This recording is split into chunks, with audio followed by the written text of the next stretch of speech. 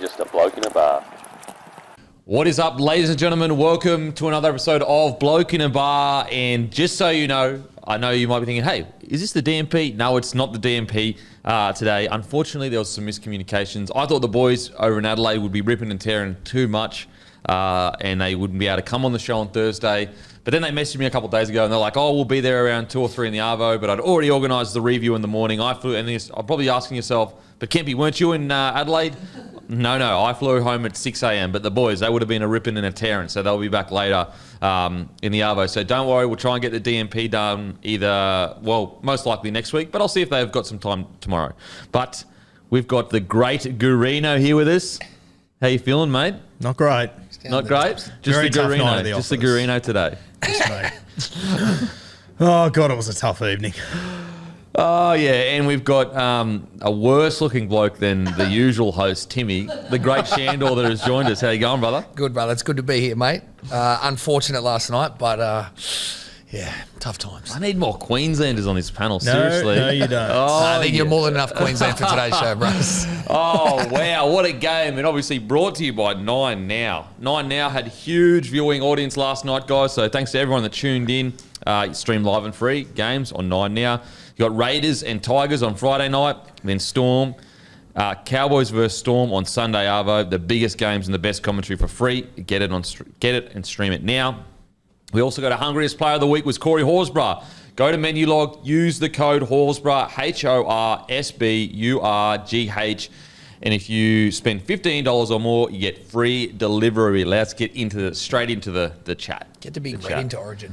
Oh, wow. Queensland with a very Queensland-esque win. Down 10 to go. A man in the bin. Terrible sin binning. Both wingers off the field. Ben Hunt, Ruben Cotter defending in the centres. They don't score one try to win the match. They score 2 tries to win the match. And absolutely... Now, would I say it was the highest quality from Queensland? Absolutely not. Was it some of the most ticker I've ever seen? It absolutely was. The Blues, on the other hand, it's not the fact that the Blues lost, in my opinion. It's the way that the Blues lost it is very, very surprising. Guru, what do you think of last night's game? Yeah, tough watch. I think the thing that stands out for me, mate, like you just read that entire script of how it all played out. If you flip the narrative and that was New South Wales doing that, it'd probably be our greatest victory of all time. For you, it's just another one. And that's what kills me. It is just another one on the list. For us to be up with 10 minutes to go, a sin-binning that shouldn't have happened, I thought that was an awful call. Stupid call. And then for you to score the points in the way you did was just... You know, I think it was 2002, Dane Carlaw scores a try for Queensland that was just out of the box. Like, we had a similar moment to that last night. Lindsay Collins, not only did he jump over his club captain, New South Wales' fullback, Australia's fullback, like, I don't understand how that would only ever happen in the Origin arena to Queensland. Have you ever seen that in the NRL happen? It's insanity that Lindsay Collins is going up taking speckies. He was inside DCE. If he never chased that ball and he was just getting ready to take his position in the next set, no one bats an eyelid. Yeah, 100%. 100%. Name a player for New South Wales that would have made that play last night. I'm not sure. Sandor, what do you think, mate? Yeah, it was disappointing. I think the main highlight for me is just seeing there's just a clear difference between Queensland and New South Wales. I was saying before, white collar, blue collar. Queensland just got that dog in them. Like, I just don't think if we're in that position, we've got that in us in New South Wales to rally up, find a way. You got a Munster who'll just pull shit out of anywhere, regardless of the game he's played. They just make stuff happen, but they're hungry. They're forwards. So I just seen last night the effect, again, of Billy Slater. I feel like they came in with a strategy. They executed, in my opinion, in combination with the Queensland mentality and their attitude and their grit. He's revolutionising the way they're going to play Origin. Yeah. I honestly believe that. And then New South Wales just got exposed. Players out of position, players not getting up to the mark, and then we had every right to win it. That series of drop balls from DCE, from Tula, all that stuff, we had every chance. Yeah. Then Queensland did their thing. So, yeah, you said it. It's disappointing. I don't know where we go from here, but, you know, obviously Guru's packed up the bags for next year, but... You know, there's hope. There's hope. There's definitely hope. The Guru can step in and coach. Hey, could you imagine? God, could you imagine? Good God. Mate, the thing with the New South Wales is they did so well they did so many things right, and they put let's say they were cooking something, a feed. They put 80% of the right ingredients into the mix. But if you don't have the next 20%, it tastes like shit. But you still put in 80%. You had all the field position. You had all the opportunity to score the tries.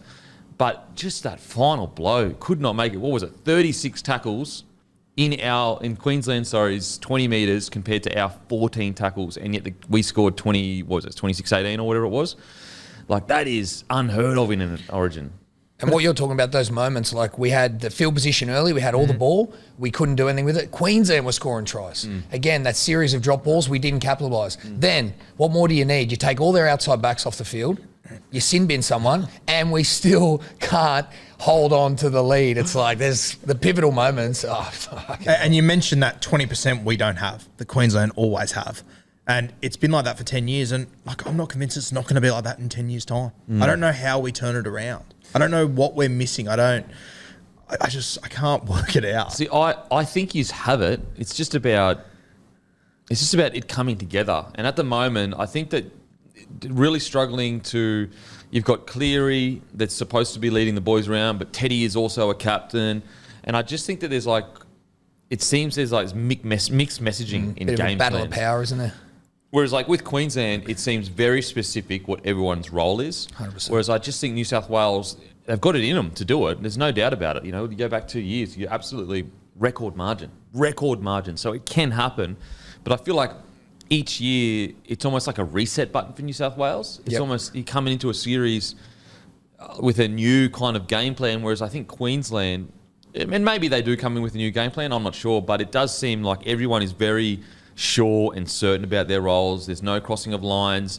You know, each player is selected to play a role to the Queensland game plan rather than New South Wales. It almost sometimes feels like each player is selected to play how they play at club at times.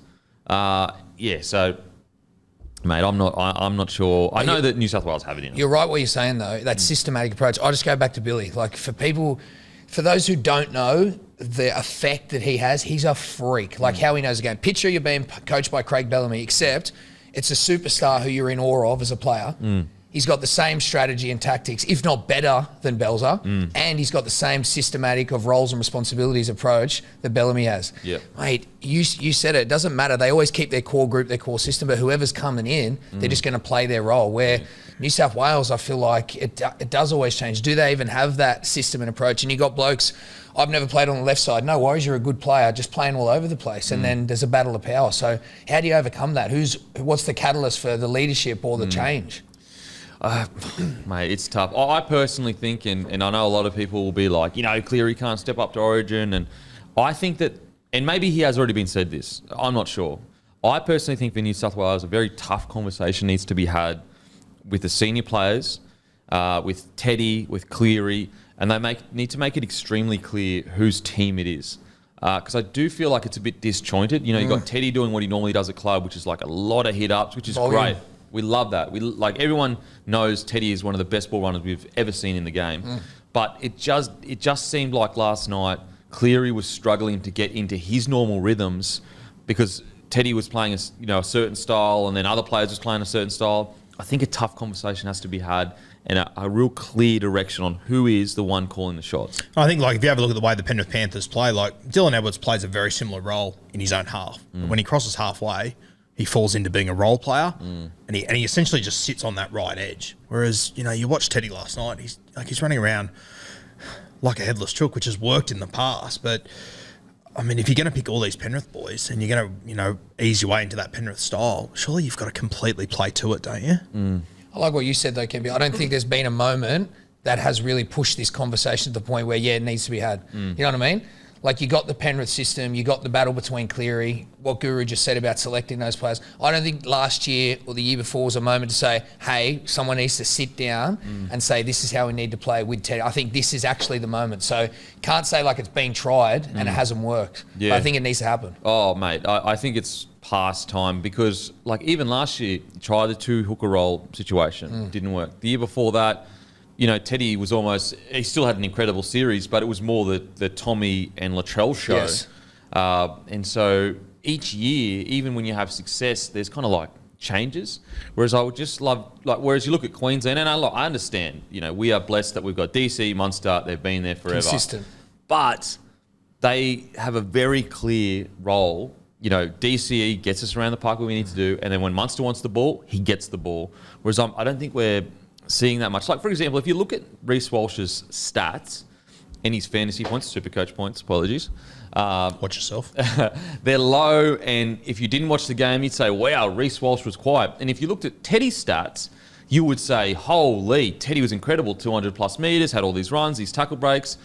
But in reality, Reece Walsh played his role perfectly to the game plan. He was honestly perfect. He was perfect the other night, last night.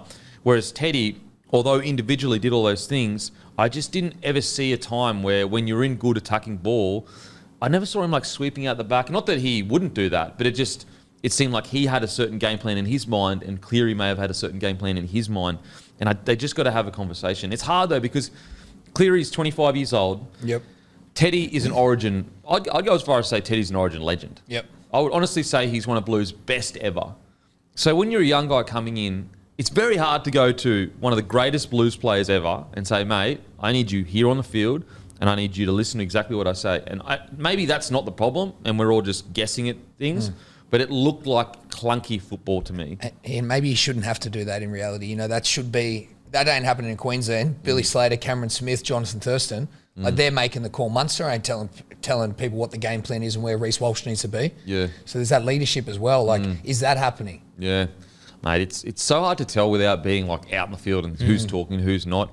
Mate, it's tough. Well, we won't go through every single position and match up, but I think we should go through some of the key positions and key plays. I don't know whether to start with Queensland or start with New South Wales, because we got more New South Wales. I know where you listeners. want to start. Let's get it over and done with. Start with Queensland? Yeah, start with Queensland. Okay, let's start with Queensland. Oh, man. Arrogant. Oh, man. Firstly, I mean, there's so many guys that I want to talk about, but I want to talk about my boy Reece Walsh. I am so happy for him, and although he didn't have the crazy moments we see at club, this is easily the best game I think he's ever played. For him to come into his debut, to take Kalen Ponga's spot under all that pressure, be put under pressure. They were kicking to him, bombing to him constantly. To find the balance between knowing when to attack all out and knowing when to hold the ball, he found that balance in his debut. Like some of the GOATs, like Lockie's Australia debut, Hodges' debut, they struggled.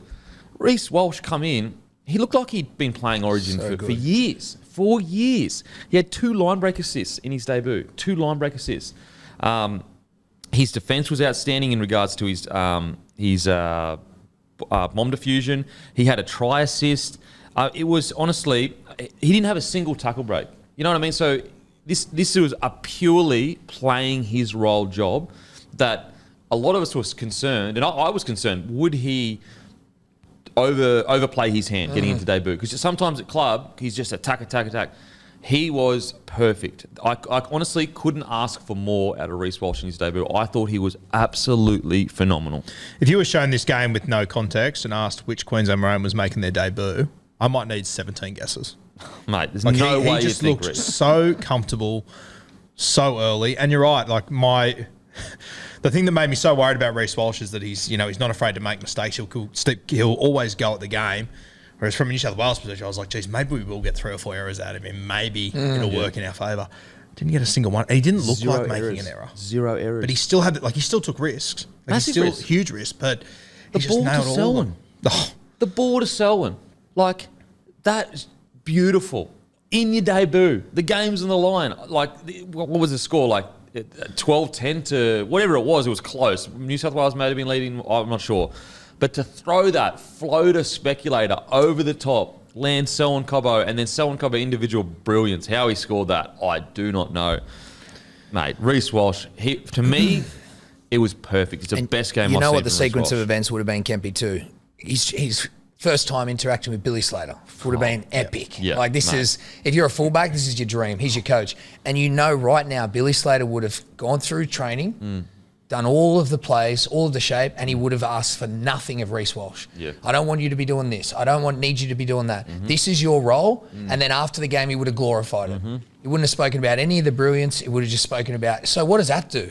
I just think, personally, from what I've seen in that situation with someone like Billy Slater, it just gives you this freedom and peace to just go out there, play your game. And of course, when Reece Walsh, the player of the year, has a chance and an opportunity to throw a mad ball, he's going to throw it because that's who he is. Yeah. But he sticks to the game plan. It's glorified. And he knows that he executed his role and that's all that was wanted. That's the shit that fucking changes it for a player, especially someone like him on debut. Mate, debut in Adelaide. To play like that, a smaller fullback, you know, it was just the level-headedness. You know, I thought he could have a good game, but I thought that there would be probably like 1 or 2 errors where he'd go, oh, just needs to clean that up. Still really good. But for him to go 0 errors and play his role perfectly and respect the game plan, respect exactly where he needs to be to help the team, rather than saying, I'm Reece Walsh, like I'm the youngest, hottest superstar in the game right now, give me the ball. It was an incredible game from Reece Walsh. It's up there with some of the better debuts, in my opinion. Especially because Reece knows going into that game that if he was to make errors, that would be the storyline coming out of 100%. this. And I just love that he held his head the entire game, and then when the moment came to pull the trigger, like it was a long floating pass. If that goes over the sideline, he gets crucified. Intercepted? Absolutely crucified. But imagine, Guru, like you're in Origin and Billy Slater says to you, like, I just need you to focus on the simplest parts of the game. How would you feel? You know what I mean? Like, that's what I saw. That's what I saw. But I also love that he had that mindset, but when he saw the opportunity to pull the trigger, he just gun. backed himself 100%. It's so good. He's a gun. Such a good debut. Like to find the perfect balance in your debut, it is just, I mean, what he's 20 years old. We're talking about a 20-year-old. Is he? He's 2021 max. Silly. we got at least another 10 years of him. And what's insane is he played so well. Another that dynasty, beauty. Beautiful. Great. But like, even if KP comes back and plays well, plays really well, Reece Walsh keeps his spot. Yeah. And so the craziest thing for Queensland now is they've got the hammer that we know can play fullback. You've got Reece that just did what he did. You got Kalen, who we know what he can do. Like he was player of the series essentially last year. And so now we have this embarrassment of depth in the fullback position. It's almost annoying as a Blues fan, but even like almost annoying. Arrogant. Almost annoying, but like it's almost, is it? Sorry, it's very annoying. 3 years ago, you chucked Brimson at fullback, and he absolutely killed it. Well, I was honestly going to get to Brimo. Like and Brimo as well could fight his way in the mix as well. So it's like, sorry, Matty, are you a Queenslander? I take all that back. It's extremely annoying. And I mean, on top of that, Hammer was playing out of position last night. I know, out of position. What we've seen this year, he was that's unbelievable. Oh, we'll get to Hammer. We'll get to the Hammer. But yeah, Reece Walsh, and what is just so exciting about Reece Walsh is this is just the beginning of his journey. I'm so happy for him. He played incredibly, and just the attitude that he's come back from the Warriors with is phenomenal. It is absolutely phenomenal. Imagine how much he's going to learn coming back to the Broncos with this. It's just going to be next level. And that's the other thing about it as well. Like, it's been weird how it's been a long time since we've had a superstar in the spine from the Broncos for Queensland. Like, it just fits perfectly. Mate. Talk about the marketing dollars. They're just sitting there going, yes. As Queensland marketers, oh my God. He'll be in every calendar that you can make. They'll do it with Reece Walsh. We have to say, I'll get to it just off the bat. A lot of people question Billy Slater's selections, including myself. I wouldn't have had the guts to play Reece Walsh over Kalen Ponga. I wouldn't have had the guts to drop Dane Gagai and put Hamiso in the centres. They were the ballsiest calls, and they absolutely nailed them. Billy Slater, Take a Bow, and the selection crew, everyone was against it. Everyone was against it, except for a small minority. And I know there's a few out there that said, no, Reece Walsh was playing too good and Gagai was struggling at club or whatever. But the majority of people were saying, pick and stick, disloyal this, disloyal that. Hey, ruthless winners. That's what Billy Slater is. He's a winner, and he made the right call. Fuck yeah. Anything? Nothing? No, good on you. Okay. Well, no, you're right. No, it's hard to add anything to it. Like, he nailed everything he did.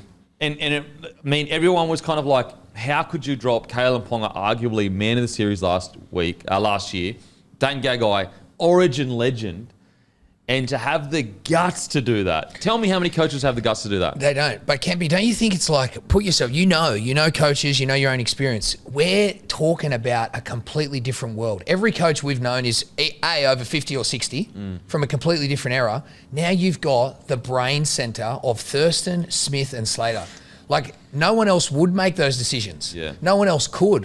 Either the site or the culture that they can bring. And they're doing that they're staunch about it too. They know exactly why they're doing it and what for.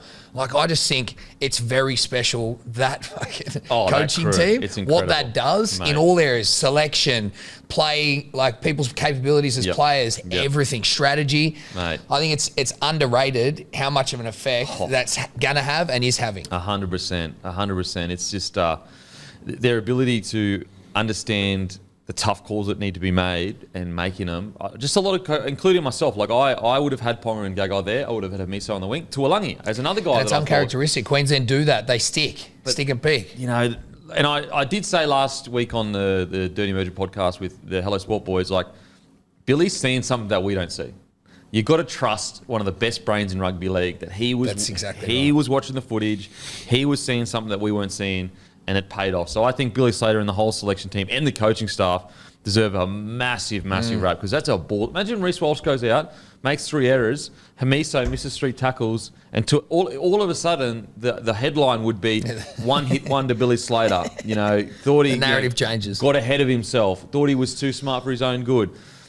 It's absolutely amazing. So, and hats off to the players as well. Let's get to. I'll talk about Selwyn really quick. He is special. Performance. Oh my God. And he almost like, he does it with like a and he defended well. He Gun defended so defense. well. he defended gun. And he does it with a cheeky smile. You know what I mean? He's just out there like Cruzy, cheekily, like when he scored that try and slid across like with his legs curled up. Yeah, because he was just shocked. A cheeky little grin. He's out there just loving footy. Yeah. Like, whereas a lot of people at the moment be like, I'm playing Origin, I'm playing. He's just playing rugby league. I reckon he would have the same, I guess, the same composure as if he was playing local league Division 3 as if he was Origin. He's one of those cruisy guys, eh? It's just rugby league to him. It's just rugby league. Yeah. And that's why he plays the way he does. Unbelievable. Wasn't that long ago we were all together and we watched his debut? Remember the debut starting for Broncos? That was not a reflection of right now. 100%. But like, it's easy for him. He's unbelievable. Sometimes when you watch him too, like, as you said, he's so laid back that sometimes you don't even, I'm not sure if he knows how big some of the plays are he makes. Or if he cares that much. Like that play where he shot in on Stephen Crichton when we were going to score for all money. It was Crack done. It was Try time. over. Yeah. Yeah. And the vast majority of the time, the winger just holds their mark there and goes, "That's my man there. I'll just stay there." It's just such his instincts are just incredible. And even like when he knocked down that intercept, you could see on his face like he was disappointed he didn't score. Like he knew that was a try scoring. He knew that was a try that he missed. Knew that was his 90 metre he intercept saved moment. one, which is good and well. He missed out on putting 4 points on the board for Queensland, Mate. and he did. Running 90 in a Queensland jersey, that's what he missed out on. Yeah. And he's played, so basically 2 games. He got knocked out in really early in the other game last year. Think about the moments this kid has already had in 2 Origin games. How old's he can be? 20, I think, 20 or 21. Stop it. A couple of years ago, he wasn't even in the top grade squad for Broncos. He was playing for Wynnum, killed it in a trial, and they brought him in. And now all of a sudden he's played essentially 2 Origin games and had huge moments in both of them. It is phenomenal. Okay. Holmes, I will say Valentine Holmes' attack was quite good. I am a little bit concerned with defence. He did struggle quite a bit, missed I think 5 tackles. Has he ever played on that side? Well, Not saying it's just the sole excuse, he but ended up on the right side. Yeah. I think, what does he normally play at club? Because I'm so Left. confused left. now. He's left. Okay. So, but the only problem is he came into Origin having played on the left side, getting done by Toa, stuff at Toa. So that's one area that I think Holmes has to really concentrate on. Is just defence. He's just his defence because he struggled. But in regards to some of the tough carries he took and his goal kicking as well, Unbelievable. He couldn't be tackled. mate, so strong, so strong. So, and he obviously had a try assist as well. Ran for 139 metres, 41 post contact, 3 tackle breaks. Solid game, bro. Line breaks. So just defensively, just got to clean that up a little bit. But let's get to my boy Hamiso, the hammer. The hammer. Speed kills, baby. It kills, all right. It breaks hearts, New South Wales hearts. Broke your nose. Well, it wouldn't be fucking first, that's for sure. But you are fast. As you can see. Just to acknowledge. Big nose and fast. Imagine if you didn't have that wind resistance. You'd be Mate. faster than the hammer. No, this splits the win. Oh, it's the fin. This is actually this is like steroids almost. Hamiso. Look, I said it in the NRL Live TikTok. the really interesting thing about the way Hamiso plays is he always plays to the level that is in front of him. So if the game is a shit fight, he'll just be a step above the shit fight. And then the next game that he might play, it might be the highest quality game in the comp. He'll just play a little bit better than that game. He comes into Origin and he just goes just a little bit better. You want to talk about Cruz? He's cool as a cucumber, mate. He doesn't even make a facial expression. Think about the performance he had. He marked Tom Trbojevic and didn't miss a tackle. And I know a lot of people say, yeah, but Tom Trbojevic isn't at 100%. Still to have the composure, you're going up against people. Some people think that Tom Trbojevic is, when he's on, the best Origin player ever. Fair. And it's fair because he's killed it in Origin. That's the second time he's marked Tom Trbojevic and the second time Tom Trbojevic been quiet. I know Tommy's not 100%. I get that. But still, the hammer was incredible in defence and electric in attack. There was a moment as well where he got taken out over the sideline.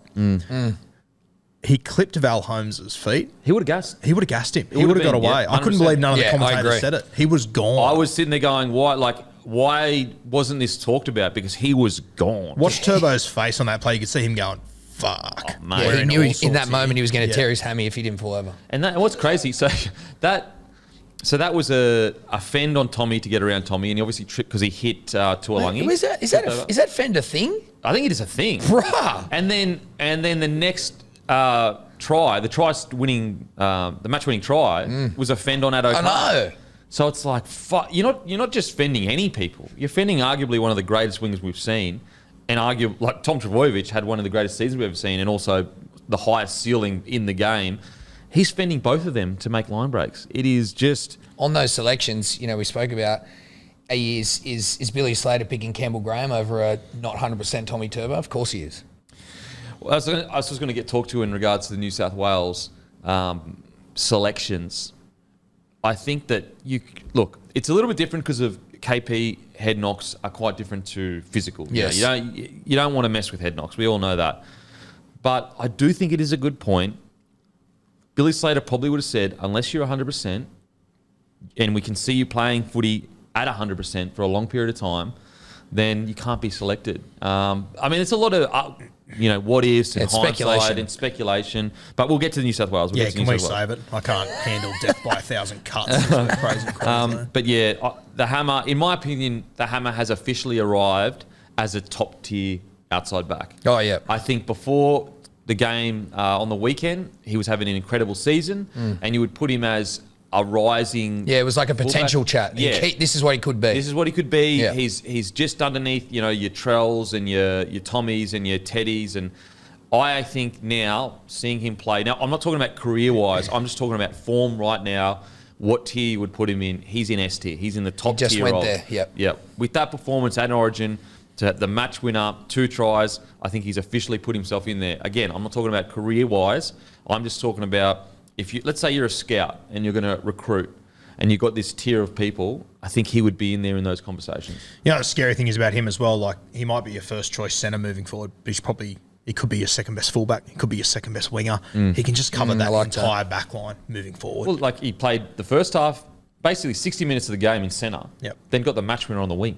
But like if a gun centre emerges for Queensland in the next 2 years, you can just slide hammer over. Yeah. And you don't lose anything. And you wouldn't have, and he would go, yeah, good as gold. That first try, Guru, you got to say you're pissed off. Like, how does that happen? That first try, that grubber. It was. I know he was in the line, but I've never seen that. No, that was beautiful play by Queensland. Beautiful play by Queensland. It was a set play. So what Benny Hunt did, I think it was Benny Hunt. On the right.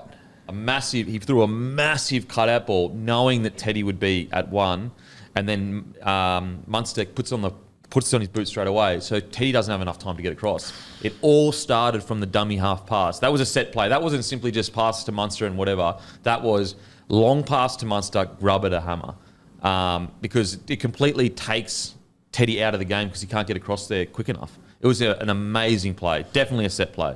What about the set play at the start from the Queenslanders? Down the short side. That's what I'm saying. This is little things. they're Another playing in a level. different Yeah. game now. They're playing a different game. They're strategically playing Origin with dog in them as well. Oh, man. I almost Fuck felt Queensland. like that was a sign from. It almost felt like Slater and Queensland in that moment off that tap, like they just did it for shits and gigs. It's like they were just going, "Oh, we've got you. You don't realise yet, but we've got you. That's what I mean. That little play there, I'm just like, that's got Slater written all over it. Does. You know what I mean? Like, And the rest of the boys? Let's just try what do it. you reckon, Jono? What do you reckon, Yeah. Cam? Oh, mate. It's Stop it. so good. Let's talk about Tuolangi. I was of the mind that I would have had Gagai in the centres, Hamiso on the edge. I thought Murray Tuolangi was a bit quiet this year. How wrong was I?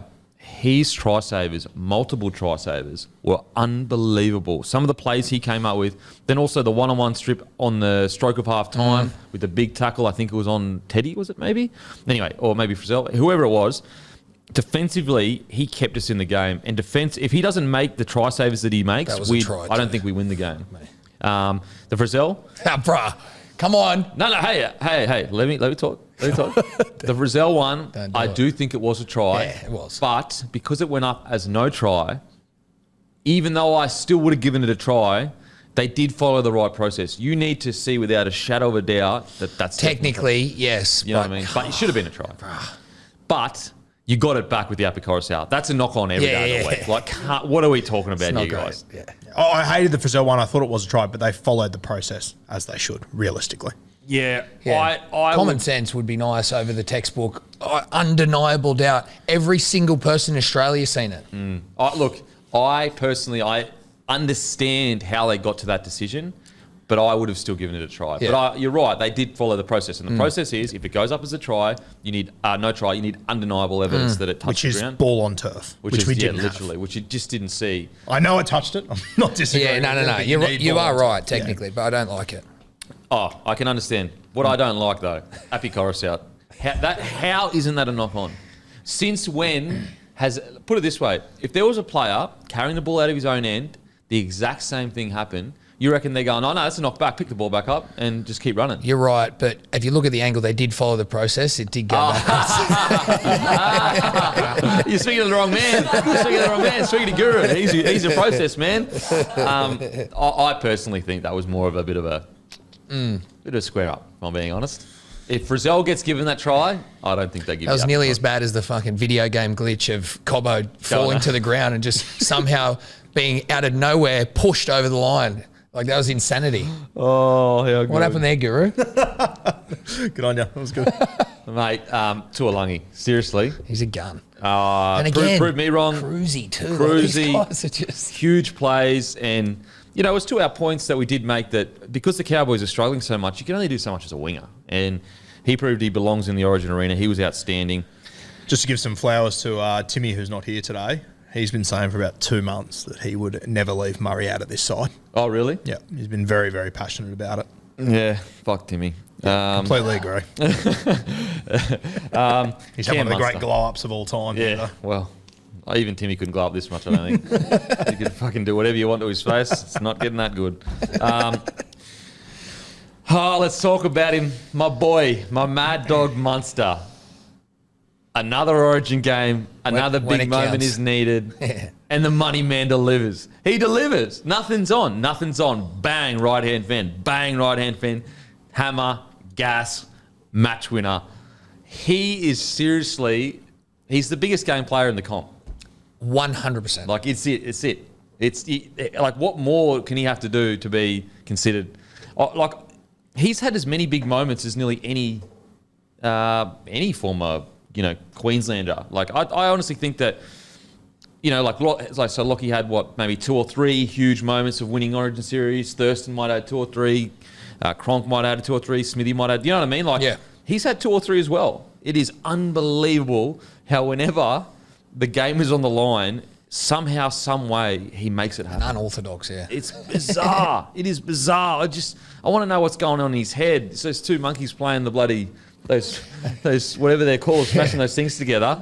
But Jesus, it must be about, the song must be about footy. You know what? He's playing Simply the Best. The 2 monkeys are playing Simply the Best just the whole time. He was amazing. So good. Have you? How many games would you have played with Money? I don't know, couple, 6 or 7. Like, is there anything in his body language that you can see when he's about to? Like, can you see it coming at all? Have you been playing with him and you've seen it happen? Is there a tell as a teammate and a friend that you can see in him, or Nah, I don't think he's always competing. So he's always wants to be in it, wants to be doing his best. But like Kempy said, it's unorthodox. Like he gets the ball, stops, jinx, somehow fends anyone and everyone. I don't understand that. And then it's a skip and a hop, and he flick it out of his arse. But that's what blows me away. Like, it looks unorthodox to me, but I don't spend Monday to Friday with him and play X amount of NRL games with him. But when I look at the other guys around, it almost looks like they've got no idea what he's going to do either. It's just what makes him so dangerous. How do you prepare for him? I think the key point is he's a competitor. Like he wants to score every time he touches the ball, but then he's also smart enough to know when not to do that, when to just play his role. He just picks his moments so perfectly that he knows when to go, all right, I'm trying anything, and then he knows how to step into a system as well and go, just need to play my role, get the job done. He switches the flick too. Flicks mate. the switch. When he goes onto the field, it's just like, boom, it's a different beast. Because he's a pretty, like, happy-go-lucky lad, you know? But when he gets onto the field, he's just always on and competing and angry. Oh, it's so good. It's the best. Thank God he's a Queenslander. DC, I thought DC did really well. Played his role perfectly. I think that there's been some years where DC, and look, we've still got 2 games to go, but there's been some series where he like overplayed his hand a little bit. I think this series maturity now. And I like the presence of him. And you know what? I think he's really knows when Munster needs the ball. Like he's got that connection with him now. Yep. I thought he played it perfectly. Kicked his ass off. Stayed composed. Didn't panic, and just stayed in the game. So I thought DC was great. Oh, I thought that 40-20 he kicked. Oh, just the moment that changer. game, it should have been a game changer. I think it was Lindsay Collins dropped the ball 2 tackles later. One tackle later. Thank God. Literally on the next tackle, he dropped the ball. That could have really turned the game on its head there. It should have. Yeah. That 40-20 was amazing. So good. Look, what I loved, and we spoke a little bit about it, but the starting of Tino and Ruben. We said that. What a master Another master stroke. What a master stroke. He said, so there's this big hoo-ha around Tavita Pangai Jr. and Payne Haas starting. We've got these really big bobbers. You know what I want to do? I want to put on our best 2 defensive front rowers that are really mobile and keep their legs moving. And what do? They defend their absolute asses off and keep us in the game, keep us competitive. It's just a master stroke. Ruben Cotter starts in the middle, gets moved to an edge, and kills it. Jumping on balls, saving kicks, doing everything. Yeah, and for me, I think Ruben Cotter represents the difference between Queensland and New South Wales. Agreed. And Shendo, I'm not sure if you're aware, but I started last year, said I've mentioned it probably 1,000 times, that Cotter would play Origin, right? If he was a New South Welshman, I wouldn't have said it, because we wouldn't have identified him. There's not a hope in hell we would have identified him. He would have been sitting up in North Queensland, playing club footy and pressing all Queenslanders. We wouldn't have taken him on. That's his 3rd Origin. He's got a man of the match when he was named on the bench. Yeah. Yeah, we don't have enough dog. No way. 100%. That whole Queensland forward pack is representation of just grit at the moment. Well, think about how smart the decision was by Queensland to go, okay, we've got Lindsay Collins and Flegler that are maniacs. Yes. Like actual maniacs. We don't want to get in that battle with Tavita and Haas. Because someone will get sent to the bin. I mean, Flegler literally got sent to the bin. And he, could you imagine if he had started? Yeah. He's 100% going to the bin. Billy Slater and the coaching staff were so smart that they said, no, we don't want to do that. We're not going to play their game. Think that the way what Storm do so well, and you can speak on this much better than I can, is they make you play your B plan. They never let you play your A plan. Yeah. New South Wales' plan was to send Haas, Tavita Pangai Jr. out there and intimidate and get in a firefight with Queensland. And so Queensland just said, no, not doing it. Going to send our best defenders out there, completely just smother the fire. And there was no fire. Hudson Young tried to start a little bit, but the game just rolled on. Genius by the coaching staff. Genius. And I thought, mate, honestly, there wasn't a player that played poorly for Queensland. There really wasn't. Even though we made all these errors, footy isn't just about stats. It's about all the little bits in between the errors. Do you defend your error? What do you do? Do you keep your head up? Do you put your head down? All of that kind of stuff. I thought Paddy Carrigan was outstanding. Benny Hunt was good. Harry Grant came on, made an error, but he tackled his ass off. His defence was really good. But Harry Grant did exactly what Harry Grant had to do. Yeah. And that was all Queensland needed. He nailed it. Everyone stuck to the game plan. Yeah.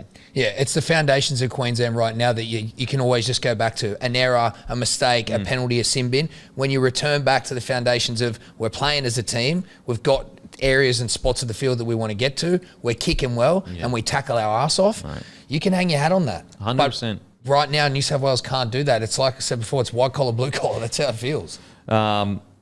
I thought David Fifita was so just mature and poised. You know, took tough carries, had a few tackle breaks, didn't try to offload. Just all the Queensland forwards. They bought in, I reckon they've all bought in. Yeah, like they're all on board. Paddy Carrigan, the amount of tough carries he took, the amount of work he gets through is a gun. Absolutely crazy. He had 16 runs for 140 metres. So you're like averaging 8 metres a hit up, which is crazy in Origin. He had a tackle break. He had 33 tackles, only 1 miss, no errors. Like that is in 66 minutes in an Origin arena. Oh, mate. Silly. The average, so I think that the average Origins like intensity is like 99 point whatever. NRL games, I think it's like 84. The intensity at the start of last night's match was 102. So that's how intense the match was in regards to, you know, high-speed efforts and heart rates. And that's the beauty of Carrigan. That's where he's most comfortable.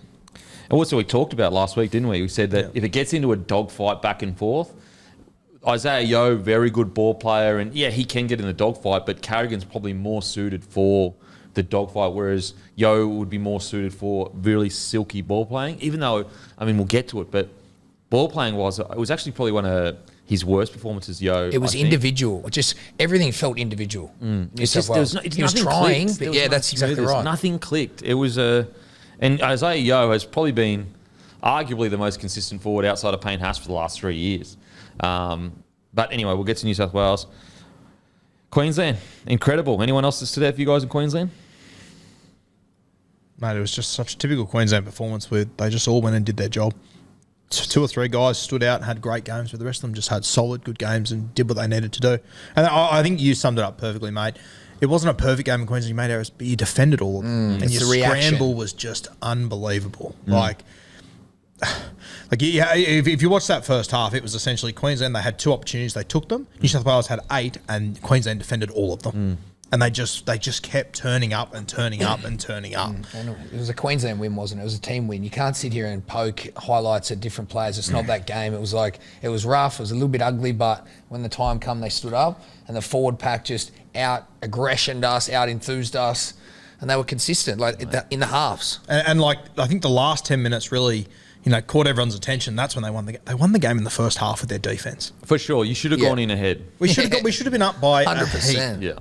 Yeah, you're absolutely right. The entire game was played down in Queensland's half. They defended everything. When we had to stand up and defend our line, we went to water for the first half. And I think the concern is that with the way the game went, it actually should have been New South Wales that had that crazy last 10 minutes because Queensland had defended so much. Yep. So And that's usually when they break. Sin bins, all the rest of it. Sin bin, yeah, I mean, fuck, unbelievable. Tim Binns, injury. Like, there was no reason why Queensland should have been up in that last 10 minutes. We lost bloody the big fella on the edge there. Oh, Gilbert. We haven't even mentioned Tommy Gilbert. We lost him in the first 5 minutes. Yeah. What I would do to have a Tom Gilbert in our side. He was firing up. He was ready to go. He was getting around. Mate, he was ready to go. He was him and Hudson Young would have 100% come to blows 100%, eventually. Surely. Yeah, we lost him in the first 5 minutes. And it actually screwed our total rotation up because then Cotter had to go immediately out there. So now our forward rotation, front row. Not only did it screw your rotation, didn't you lose the ball because you subbed on 14 on the field? Yeah, we got a penalty against us. So you got a penalty on your own 5 metre line. Dislocated, eh? So imagine if that would have gone the other way and Queensland had a set 5 minutes out at that point. Like, they would have scored there again. Instead, Queensland scramble and find a way to stop us yet again. Benny Hunt defending in the centres, like I don't know how they. He's got that rep now. Like, it's mad to see. I just think he transitioned into that over time because he was a purebred half, but now you just can rely on him. He's got a reputation. There was at one point they crossed to Cam Smith. They said, Ben Hunt's defending out in the centres. You know, will he get targeted? Wrapped him, but all he said was, "No, Ben Hunt's a good defender." He just had complete faith in him. Yeah. He didn't feel a need to say anything more than that. No, he just knew, right. he'll do a job. Yeah. And I don't feel that way about our Blues players. There's still 2 games to go.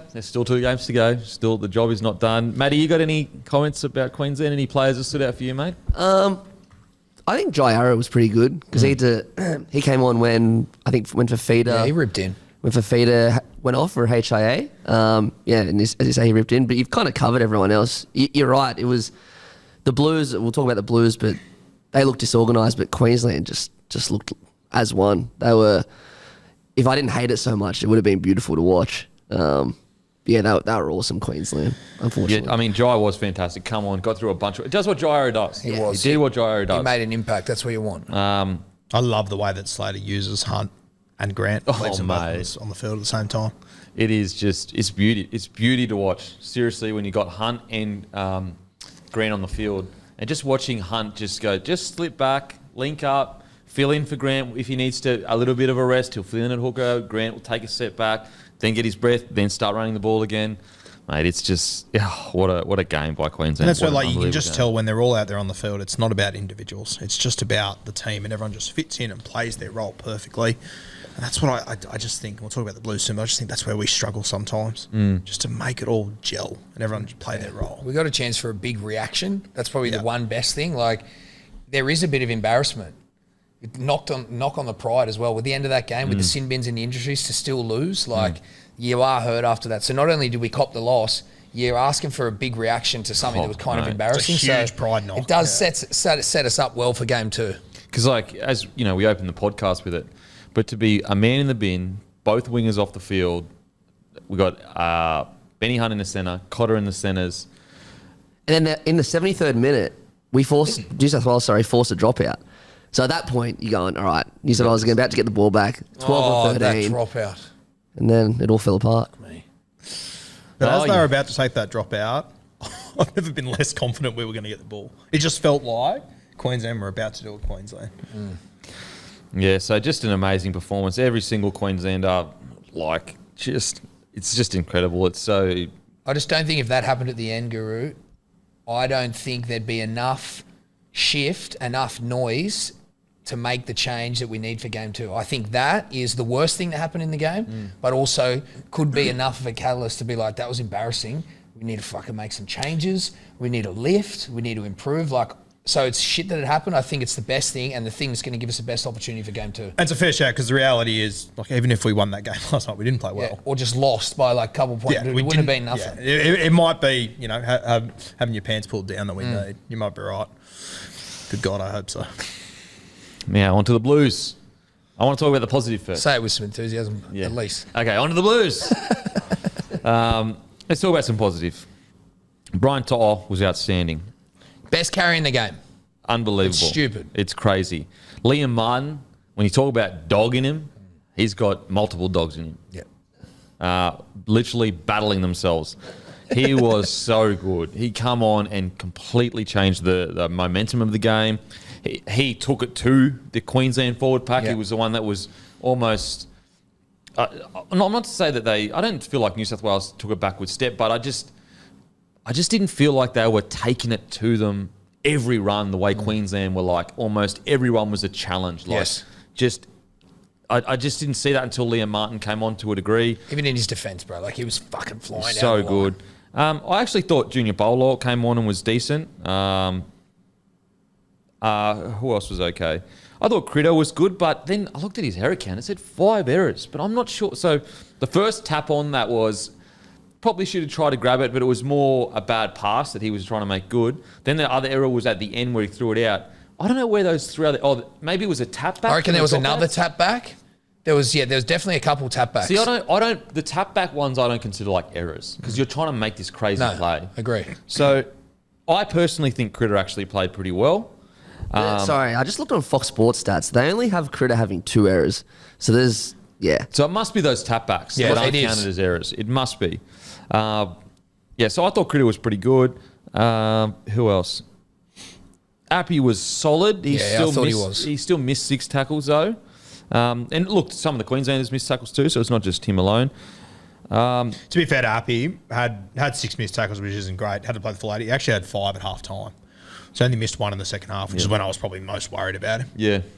Cam Murray came on. I thought he was good. 104 metres, 29 tackles with 0 misses. But as a whole, as a unit, looked super clunky. I didn't ever really see that high quality of shape. No. And as I said, it's not the fact that New South Wales lost. It's more just like the way it happened. The game was theirs. It was there to be won. You know, the 50-50 calls outside of the Frizzell one was going their way. 10 in the bins, the injuries, everything was put there for New South Wales to get the job done. And unfortunately, it just was constantly like stop, start. Like you'd feel like you're getting a bit of momentum and then boom, something would happen. And all of a sudden, you know, a front row was taking a one-off hit up and fourth tackle and you're going, well, there's a whole set wasted. Did you mention Jerome Luai in that spiel then? I thought he did pretty well. I thought Luai was good. Yeah. I thought Luai was good. And I honestly think, and look, everyone's entitled to their own opinion, but if you think Luai played poorly, I actually think that's pure bias. That's bullshit. I completely agree. I do not think he played poorly at all. He had 2 try assists. Like, you wouldn't have barely scored without him. Dare I say, if Nico Hines was picked at 5'8" and played that same game, we'd be a lot of people would be praising him. But given it to Luai. Yep. So we spoke about it early on, but from a broad perspective, Tedesco is an Origin legend in my opinion. He has been incredible in the arena. He's won premierships, but I do think that with such a dominant Penrith core, tough conversations probably have to be had between Teddy, Cleary, Freddie, and making it extremely clear that this is the game plan we're going with, and Teddy, we need you to be doing this, this, and this. Now, look, maybe that conversation has already happened, and that's the game. The game plan we saw was the game plan that they planned for, but outside looking in, it didn't look like a game plan was being stuck to by everyone. And so I think that they need to just hand the keys to Cleary, and whatever Cleary says, everyone on that team has to do. What do you guys reckon? Isn't it a classic example with Teddy? Like, just stats don't always tell the story. Like 24 runs, 200 metres, 7 tackle breaks. Like, it seems like just such a typical Teddy game where he's everywhere and doing everything. But I agree with you. I think he just stunted so much of what we were doing, especially going down that right edge. I don't understand how Turbo never got any good ball at any point. And, you know, maybe it's unfair to put it all on Teddy, but that's the vibe that I got from it. It's so tough because, like, he has been praised for so many years for playing like this. Yep. You know, like, this is big stats, big runs, big tackle breaks. But I do feel that in at least the last few years, even in your record win, even though he was good, probably a third or fourth best player, it was the Trell and Tom Trbojevic show. Yes. And so that says to me that when he plays a role that is like 2 or 3 down, you guys play better. You guys play better. And it feels almost stupid to say, because how can we sit here and say one of the most consistent players of the modern era needs to take a step back? But unfortunately, when you watch the game last night, like, he probably just needs to take a step back. Almost similar. I know Reece Walsh and him are different kind of players. I'm not saying that he has to be like, Reece Walsh is more of a ball player. I get all that. But I think, let's say Reece Walsh is on the left side of the scale and Teddy's on the right side of the scale in player styles. I do think he needs to lean closer into the middle, somewhere in between that kind of stepping into a game plan. Because unfortunately at the moment, it just doesn't look like Cleary is being able to play the game that he is used to playing. And I know some people are going to say, well, that's Cleary's fault. Like, some people are going to be calling for Cleary's head or whatever, but me personally, he's the out-and-out best 7 in the comp at Clubland. If you can't make it work with him, who are you going to make it work with? Like, my opinion on a couple of things you said, I think you nailed it. The volume style of Teddy, which we all do praise, it gets by with the line break, with the try assists, with the tries. That's how you judge that performance. If you don't get the line breaks come out of nowhere and you don't get the try assists and the tries, there is an opportunity to make judgment on the style of game that he has. And that's where we're at last night. But you look at it, I think there is a battle of power. In reality, we do have the Penrith core. We have to play to it. I'd love to see, and maybe Latrell would have helped this, but there was a time when New South Wales, Luai and Cleary would get into that 30-40 mark and bang, cut out past the centre and see where that goes. You know what I mean? But I think the opportunity is now to have a conversation around, if we don't have some more structure, some more shape, a fullback that can play a role which is swinging and adding to shape in good ball with the Clearys, it's going to be a problem. That volume style just isn't going to get it done. And Cleary at Penrith is Cleary at Penrith. I don't know how much he needs to talk. I don't know how much he needs to say. They've got their structure, they've got their style. In Origin, if that's not in him to override the Australian New South Wales captain, then a chat needs to be had around, think we need to go more of this. Don't take away all the strengths in your game. But if we don't have that shape and structure, it's going to be hard. Yeah. And be really clear. This is not to say Teddy is not a great rugby he's league a freak. player. Probably the second best fullback we've ever seen. But sometimes less is more. Sometimes less is more. Sometimes choosing, just like what Dylan Edwards does for the Penrith Panthers. Coming out of his end, he plays essentially identical to Teddy. Heaps of hit-ups, strong ball carrying. But as soon as they get into good ball, he immediately takes a back seat, goes out to his edge, which is the right edge he usually sits on, Guru. Yep.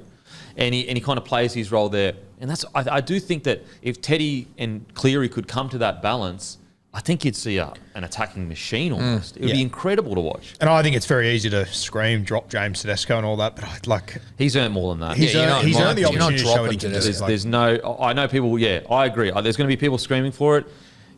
I personally think you got to show James Tedesco way more respect than that. 100%. He's earned more than one. And if anyone's going to react in game 2, he's Teddy. the one. Exactly right. He is going to sit and watch that tape, and he'll be able to see it without it. He might not have been able to address it when he was out there last night, but he'll be able to see it when he sits back and watches it. It's not with bad intentions what he does. He's trying to get the ball. He's trying to make an impact, but we know that's detrimental. Well, and it's ironic because we spoke about how Cleary's the man at Penrith. Teddy's the man at the Roosters. Yes. So you've got two guys that are the man at their clubs playing a certain way. And so that's why I just think it's important for Freddie. And look, maybe Freddie has had this conversation, but I think to give Cleary the confidence and make it known to every single person that the game plan is Cleary's, whatever he says goes, no one overrides him. The only person that can override him is maybe Luai because he plays with him every week. But I would honestly get to a point where unless you call like a Porky's call, or we used to call it Porky's. What was your red call where you have to get the ball no matter what? If you've got a scoring opportunity, you remember?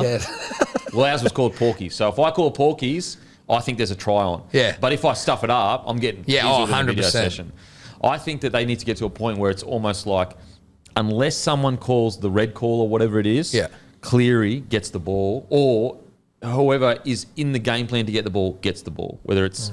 Luai. And I think DCE and Munster, they struggled with this as well. They struggled with this. The year that we got, which year was it? That we got beaten in 2000. So we won 2020, maybe 2021 maybe. They were really struggling to get that balance of, because DCE is so dominant at club. He's the man at club. The man. He's 6 at the time. I think might have been 4. And so DCE was having 40 touches a game. Got into Origin.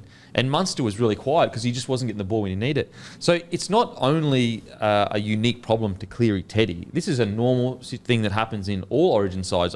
Thurston even talked about when he made his debut, they were training before an Origin, and he said he was a passenger, and Lockie pulled him aside. He said, mate, you need to get us to these points on the field. He said, and then when I call the ball, no matter what, you get me the ball. That's all your job is. Yeah, it's so interesting, bro. Yeah. The transition you need to make to become a role player when you are the one at club. And look at the Roosters. Teddy's a product of that environment, and it's only gotten worse over the last few years. More relying on Teddy. Yes. Through that period with all their injuries, he carried that team on his back to 5th place. So you take that into consideration of where he's at now. And again, let's give the opportunity, like you said, Guru. Maybe this is the moment to be like, oh, okay, shit. We do need to adapt. We do need to make some adjustments based on this. And, this is what I'm doing week in, week out at club. I'm just trying to fucking make an impact. But ultimately, it means that we're sacrificing good attacking footy, our shape. And if you can have a bit of both where you always catch the ball on the full, you always do the Teddy runs, but you plug in and play a role in shape, that's all we want. And it's not like you can't do it. Oh, he can 100% do it. Do it better than anyone. 2021, he did it. He did it. And it was one of his, he was still, his stats were incredible. It was more of one of his quieter series, even though he was 3rd or 4th best player.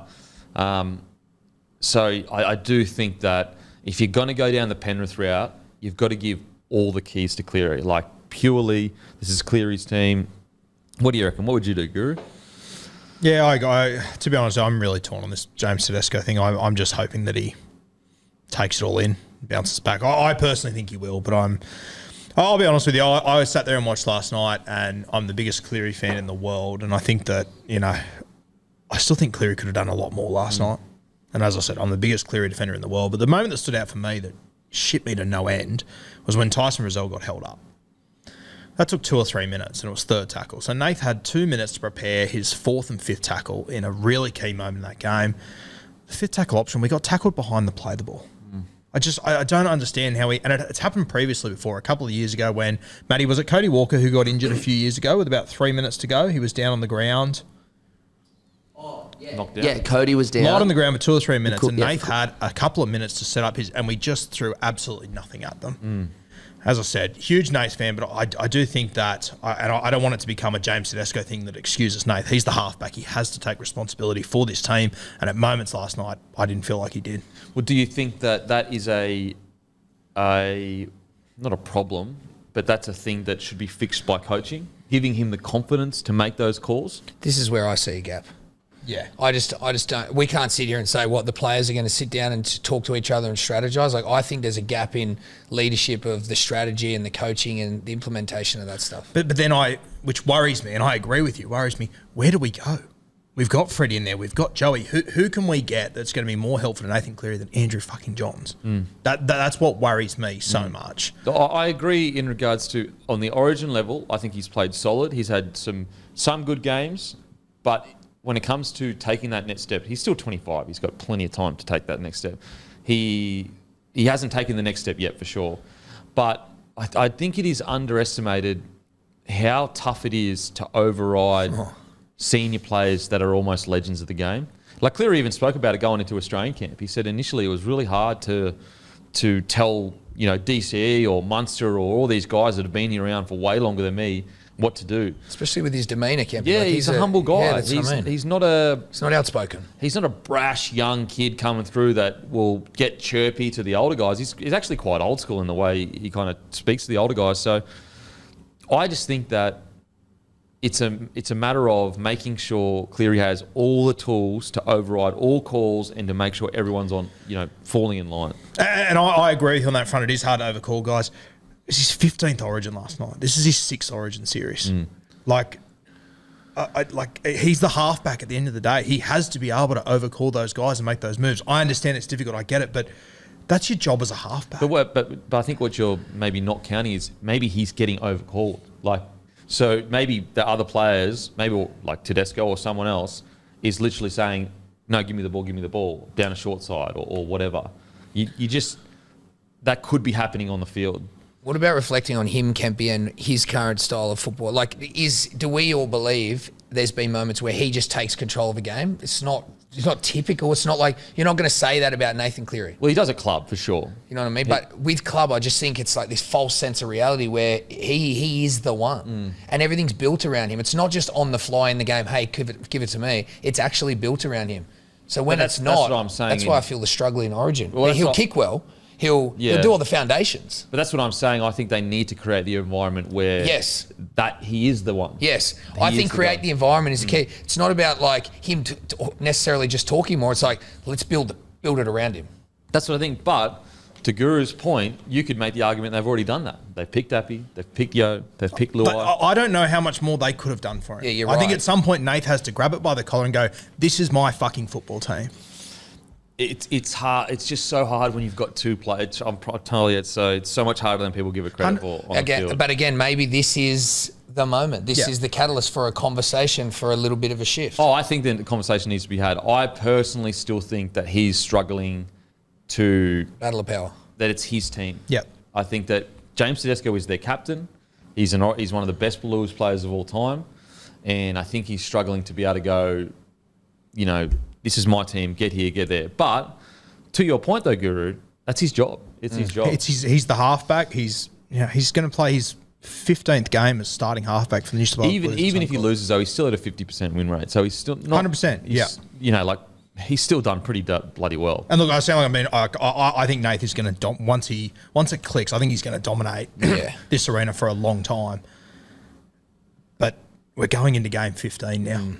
And we know how talented he is. We've seen him do it on the big stage. We've seen him do it everywhere else. I don't know how many other halfbacks would be given 15 games and still be sitting here making other reasons. DCE got quite a fair few games to become the player he is today. Agreed. He was really 2020 was his redemption story. He'd been playing Origin since 2013 or 14, so he got quite fair. Yep. So. Not everyone can be Cam Munster, he is such a freak. And also Queensland are coming off the back of just this crazy, bizarre, situation. But I think that's what annoys me, though, is that Nath can be Cam Munster. Nath should be Cam Munster. Yeah. Look, I think that Nate's Cooper Cronk to me. Nath ain't Cam Munster. And that's what I was going to say before. You know, to me, watching Melbourne Storm, you can obviously talk a million times more about it. That always felt like to me, despite there being Slater and Cronk, despite there being Slater and Smith, that was always Cronk's side. It was always his team. He was always calling the shots. I sat back and I watched Nath in the Origin Arena. I don't feel that way about it.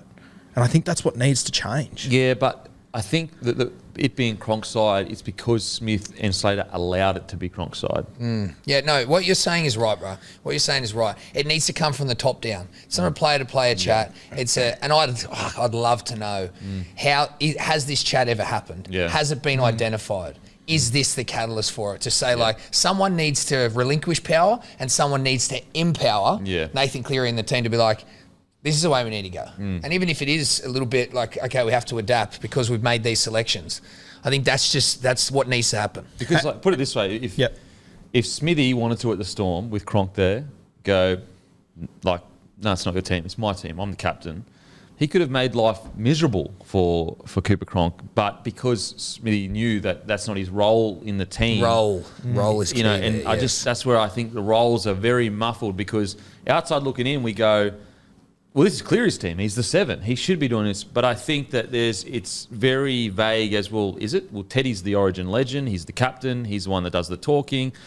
And I agree with everything you're saying. I'm not saying that Cleary... And I don't necessarily disagree with anything you guys are saying either. I think, and it's very hard to tell from outside the box. I guess for me, I look at Nathan, as I said, I think he can be Cam Munster. I think he can be what Freddie and Joey were. And I just don't think... After 15 games, Joey and Freddie needed someone to tell them, "Hey, this is your team. Take control of it." You know what I mean? Yeah, I mean, like even and Joey. Maybe I hold Nate to too much of a high standard. So Joey's win percentage was 51%. Won 5 series over his career. Nate's already had 3 series wins. You know, you know what I think? I personally think that we compare everything to the Queensland's dominant era. And we just assume that these guys need to go out, have these, 3 in a row, 2 in a row. Yeah. Origin has never been like that. No, like, as I said, Joey had a 51% win rate, and Joey is a GOAT of all, he's a GOAT. It's tough. Because I see where you're coming from. Yeah. In a game like that, in a perfect world where Cleary plays the best we know he can, he takes the game by the scruff of the neck, and he puts 13 plus on Queensland. Like, that's what should have happened. That was what was written But you're down. right, Kempy. We will never see again the trifecta of Smith, Cronk and Slater. We just won't. No. Unless you fucking make them coaches and then they build a Queensland team. Like, yeah, exactly. And that's just you literally had the perfect storm there, that not only were these 3 at the same age, existed at the same time, for not only their state, but for their clubs, so they were playing together each and every week. And it sets a standard that I think is just near impossible to catch. Throw in the Munsters, the GIs, all these sort of guys. Like, it just sets such a high bar. And I genuinely do think, I was talking to mates about it last night, I think that 8 in a row has caused so much damage to New South Wales. It's going to take decades for us to overcome that. It really is. Because the kids that are supported, the kids that I coached at 18, they grew up with us sucking. They grew up with us maybe competing. I grew up with Daly, Freddie, Joey, all these guys that would put the team on their back and just dominate. They haven't grown up like that.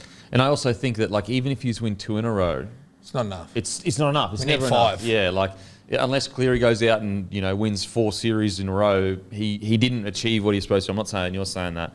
I agree with you though.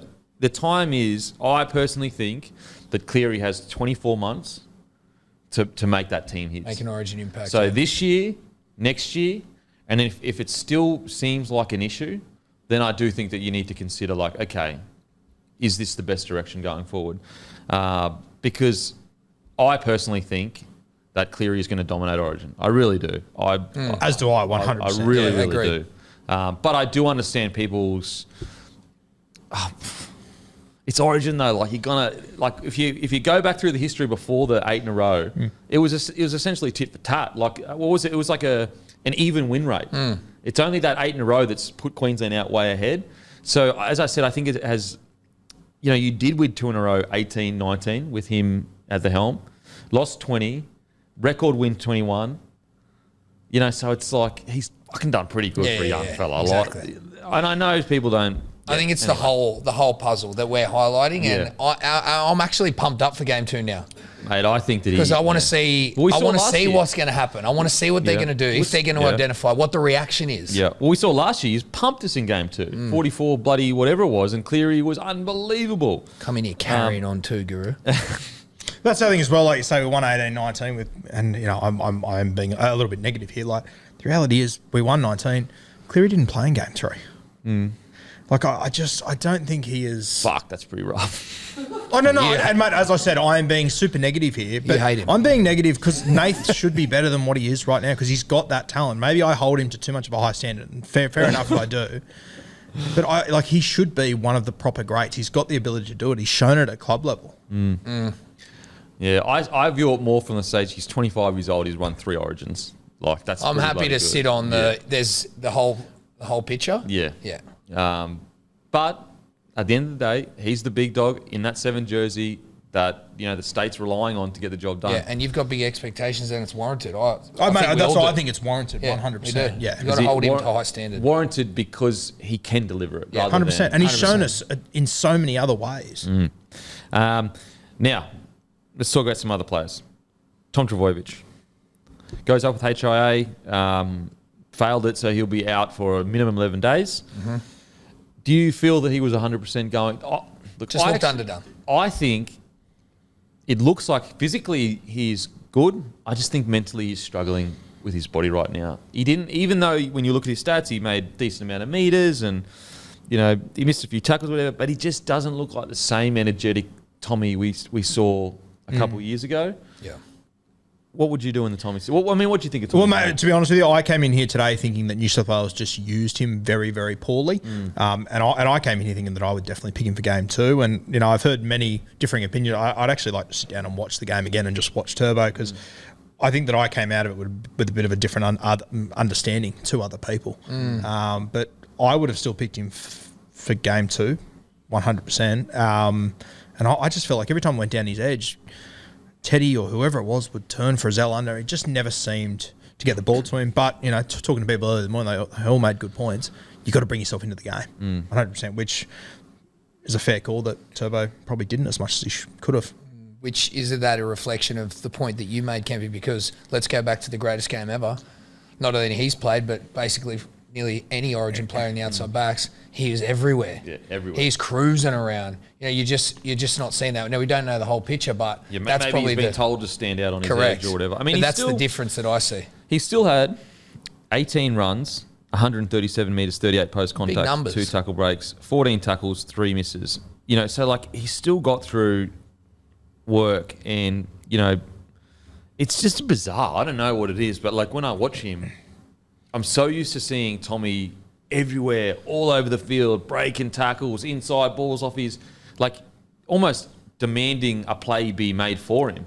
And I just didn't see that. And that could be, he could be a victim of what we've been talking about, of this clunky game plan that just doesn't seem to be working. It felt like to me last night, at about the 60th minute, I was sitting there going, well, it's a matter of which one of them stands up first, Munster or Turbo. I just felt like they're two of the freaks on the field that you can't prepare for.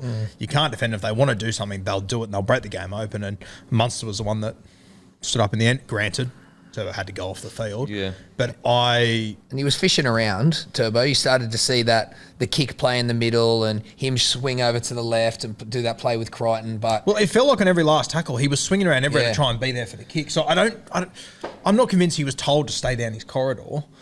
even that, Guru, you got the new era of coaching from Queensland. Just because we had this freak game a few years ago, it's just not a rinse and repeat. A Turbo, you do this, swing here. Come on, man. You can't just roll in and do that same game plan again. And that's where I think as well that 2021 needs to be looked at. Isolated. Yeah, it was different rules. It's not the It was a different game. It's not the blueprint for Yes. 2023 Origin win. I guess. Which I realised once last night started because I went in there thinking we're going to offload, we're going to have Turbo, we're going to have all this stuff. And then you look at it and you go, the game just isn't like 2021. It's just not like that. Could you make the argument that if Queensland were given as much field position as New South Wales, that Holmes or Hammer would have they did inject themselves in the game regardless, but they would have injected themselves in the game. Arrogant. Do you know what I mean, though? Yeah, they would. Because it's not like New South Wales didn't have field position. Yeah, no, and if it was flipped and we had as much field position as Queensland, you could understand him not. But he had so many opportunities to inject himself. That's what I just found so frustrating. And so I don't know whether that's a victim of. Is he a victim of this?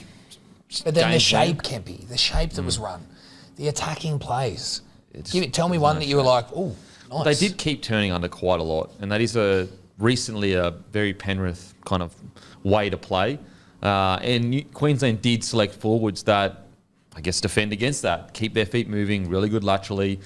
It was only until Liam Martin started running hard lines, unders lines. The Luai boom. try was that. It was just an good old-fashioned, square Bang. bloke up, hit a hard line. Good old-fashioned. So, I don't know whether Tom was a victim of a really clunky game plan or he just wasn't as confident as he has been in yesteryear.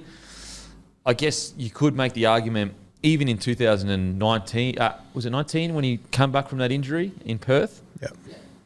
Like, even then, he was everywhere. Like, everywhere. And so that's pre-rule changes. That's fair. Yeah. So, I don't know. The thing is, with the New South Wales, it's hard to understand what the problem is because it was so clunky. You know what I mean? Like, it was so clunky and, like, not knowing... Like, I'm just trying to think back to the game, and I just don't really remember much getting to this point on the field. No.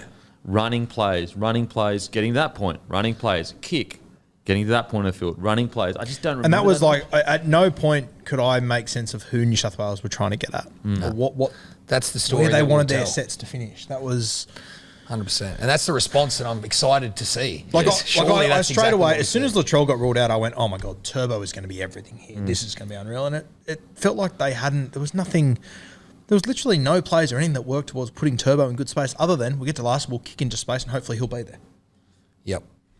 I can't remember a time where I've seen without bad intention, such an individual performance where people are trying to make an impact off their own back and there really wasn't a defined structure that you could say, hey, we're trying to work towards this, we're trying to work towards that. The left side had their moments. They come together as a Penrith edge, I think, in attack and were a little bit of a saving grace, but ultimately across the park, that's what I'm looking forward to seeing. Like, how do they respond? What's our strategy? What's the structure? What's the changes? And even, just as they've used Turbo the last few years, how they just let him roam, like, he doesn't even have to touch the ball on the left. As long as he's there, he's just he's a guy that you have to keep an eye on. You can't leave him. I just don't think we utilise, and especially when we went down that left, it felt like Teddy was, I don't know, every time we had a raid down the left side, it felt like Teddy wasn't there almost. Did you guys get that vibe? Or like I thought it was On the left, yeah, yes, on the left, 100%. yeah. Or- There was once that Turbo chimed in and it came to nothing, but fuck, it looked dangerous. I thought that was a bit strange.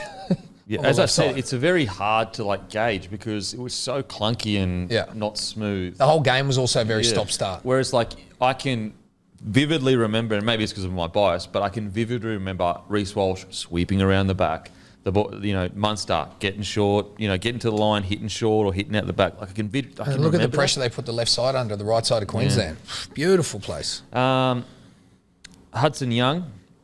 Actually, we'll talk about Davida Pangai Jr.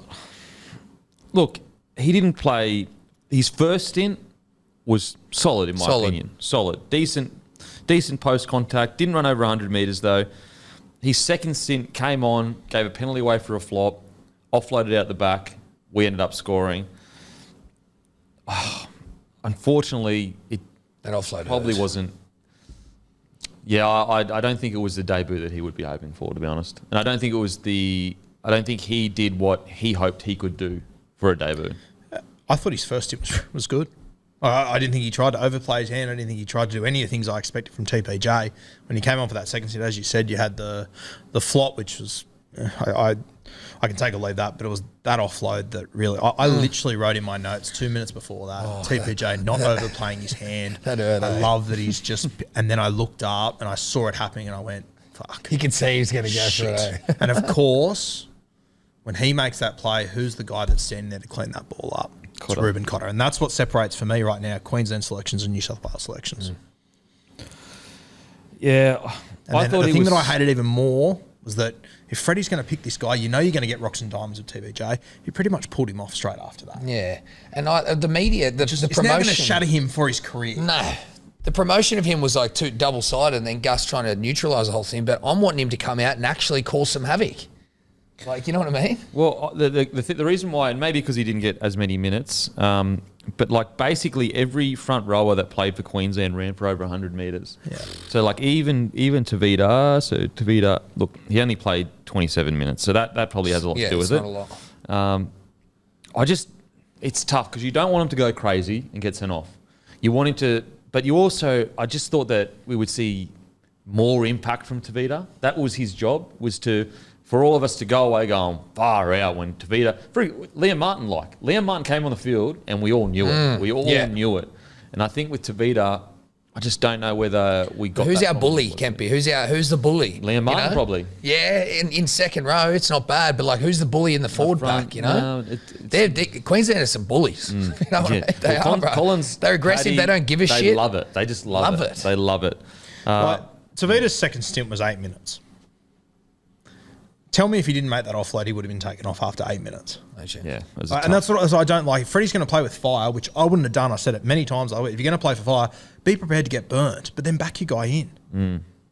I think the same with Hudson Young. Like, I know he made his errors, he made his mistakes, but to take him off after 30 minutes, not put him back on the field, like, I think you've taken two guys that 10 days ago, you backed in to pick them from Origin over other guys. And I think, once again, being New South Wales, we've done a lot of damage to those two guys.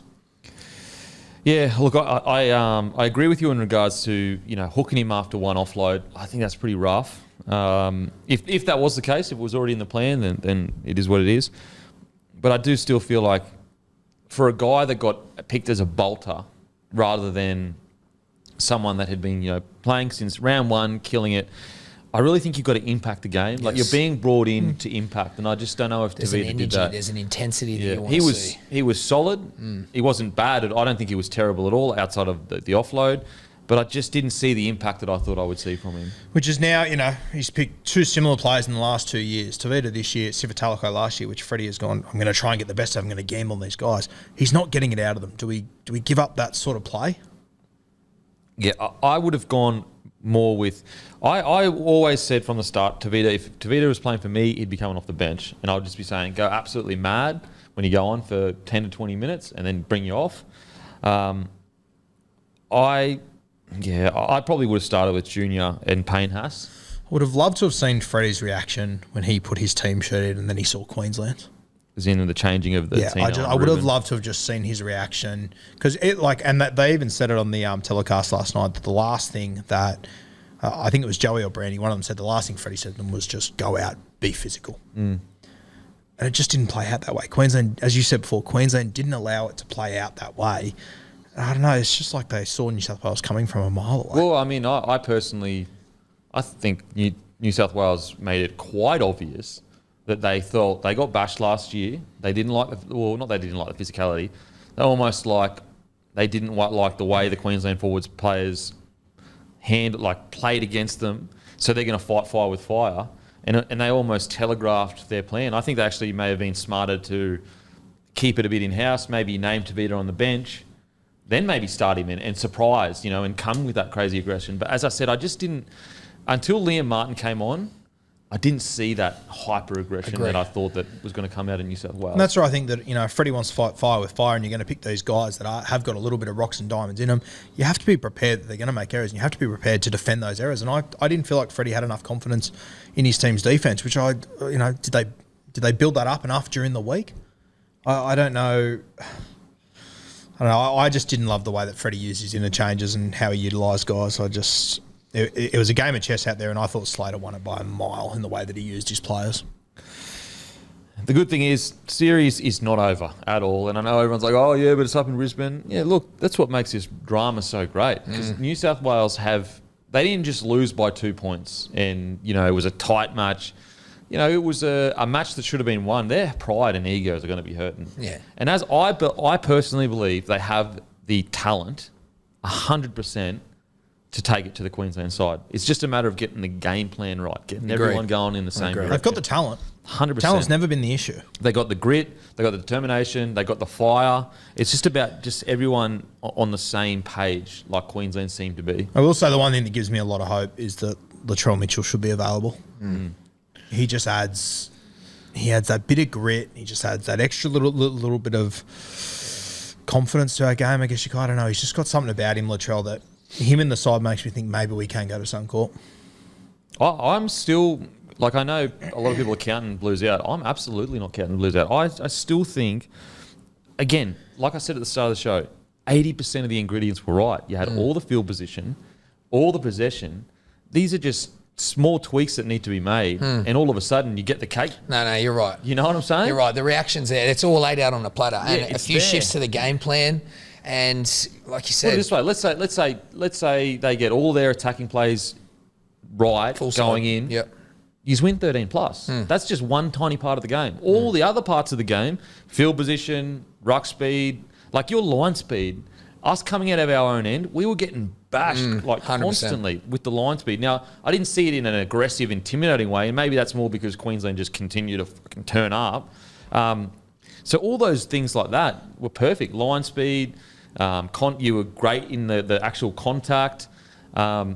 It's just that last piece of the puzzle that was missing. And so I actually don't think that... I think it's these are the that far initial off. reaction to how disappointing, like, because we shouldn't have lost. Yeah, I know. Because of the end. So I think that's the thing that just hurts a little bit. Yeah. Once you get over that, though, and see it as something positive that, well, hang on, that's going to be the trigger for a big response from New South Wales. The Latrell comes back. There's a little conversation with Teddy and the boys about a little bit of adapting the game plan, and then we're on. Everyone's going to want to have a big fucking game. It's going to be huge. I do not doubt that New South Wales can win up in Suncorp. Yeah, I agree. It's, as I said, We're back, bro. 2-3 tries. 2-3... Like, you get down... I need you to come sit next to me in my house for the next origin. Was it 39 tackles inside? 39 to 14 or something. So, like, that's all just about execution inside our 20. If you had 3 of those sets where you executed correctly, we're sitting here saying, what a great win by New South Wales. And I know that sounds like, well, that's a really easy thing to say, but you got all the tough stuff right. Although I do think that Queensland did show more, I guess, just fire in the way they did things. Yep. Still had all the field position, still controlled most of the match, just that last final blow that you didn't have. And that's, I don't disagree with anything you said, but there's also part of me, and maybe I'm just being negative, and I'm happy to wear that if so. But I just think that Billy Slater will sit down in the Maroons, I'll watch back that tape, and he will just point out, like, they didn't play well. Yep. They played with ticker, and that's the thing. It's not like we played Queensland at their absolute best. I think that's one of the worst performances Queensland have put in that they've won the game out of. Oh, I mean, we played nowhere near our best footy. Like, when we played our best footy, we scored 2 tries in the first 10 minutes. And if two teams didn't play their best footy and we were going, for a home game in Sydney, bit of a different scenario. I just worry that I just think the Maroons have got so much more to offer than what they showed. But the best last part is, night. Guru, the boys sit down at New South Wales. We're talking about the best players in the world. You watch that video, it's blindingly obvious. Like Kemby said, you said how many tackles do they have down there in good 39. ball? Like, let's sit down and watch these 39 plays and just, oh shit. Yeah, like where were you on that play? There's the wake-up call. Yeah, right? where You were know you what on I mean? this play? Like, it's a very clear way to fix it. Very. Yeah. And so I do think that they're going to be a tough team to beat up in Suncorp. Which is where I just think before game 2, once again, coaching is just going to be so important to these two sides. That's why I got to ask a question. Do you make any changes? Before you answer, so Turbo won't play a game before Origin because of the stand-down thing. So Okay. just take that into account. I'd still pick Turbo, personally. I understand your arguments why not, so I would still pick him. I'm unsure. Like, I'm unsure. I don't know. I would definitely start Liam Martin on an edge. Are you both going to pick? Would you both pick Tyson Frizzell again?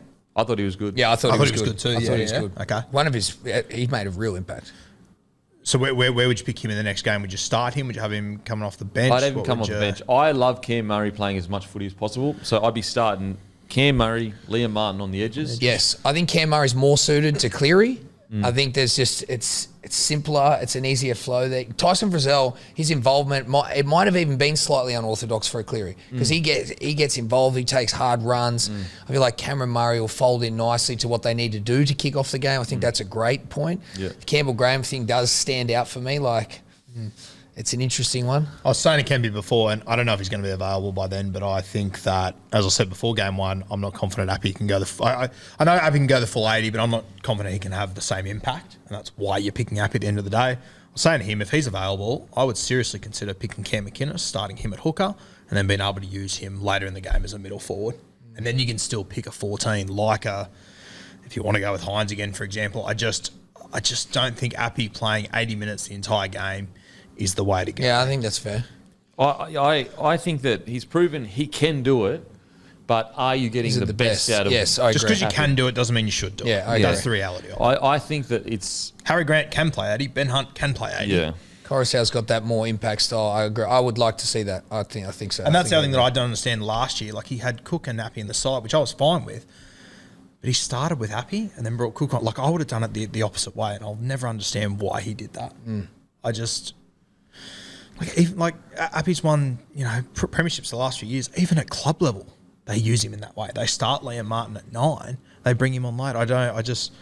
Even I find it hard with like your Addo Cars to play him on the other side. It's a big thing to play him on the right wing when he never has. I'll tell you right now, that try that went with Toho jammed and just had eyes for the centre, like Addo would have stopped that left side. That's him all day. He double dips on his defence in terms of lobs and defence, but I just don't think you're a shell of yourself when you go to the other side. You've never played there. I think it's obvious. And once again, because you can play on the other side, doesn't mean you should. Yeah. Like, sometimes I think we just outthink the room a little bit. So Hudson Young, do you select him? Do you select Tavita Pangai Jr.? I would not select Tavita Pangai Jr. Yeah, I agree with that. I would back in Hudson for another game, personally. Off the bench? Off the bench. But I guess so. I just think that Queensland have kind of proven, like, this whole fire thing, it's just let it happen naturally kind of thing. I don't think Queensland ever go out and say, fuck, we're going to rough them up, and maybe internally they kind of say that. But there was it seemed from New South Wales, there was a vocal kind of out, Hudson Young, he's a bit of a grub. He loves to get amongst it. He's Origin. He's going to, and he did exactly that. I think coming off the bench would be perfect for him. Get him involved. Go hard for 10 to 20 minutes. Don't worry about any of the trying to be the enforcer or whatever. Do that with your runs and your tackles and your play a carries. role. Yeah. I'd seriously consider starting one of Murray or Liam Martin. I don't mind having one of them coming off the bench. I just think their leg speed when they come on. You saw what Liam Martin was capable of doing last night.